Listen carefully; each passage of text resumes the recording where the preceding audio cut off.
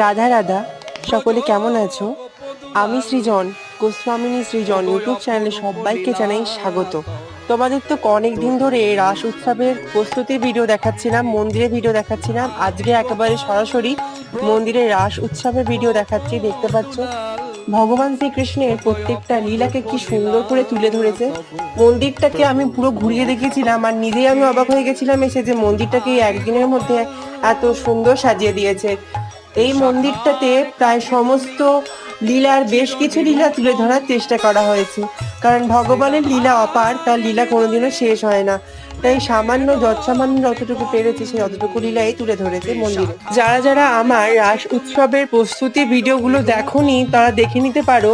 আমি তাতে ডিটেলসে প্রায় সমস্ত কিছুই দেখিয়েছি মন্দিরে, আর রাস উৎসবের সমস্ত ভিডিও আমি আনতে থাকবো।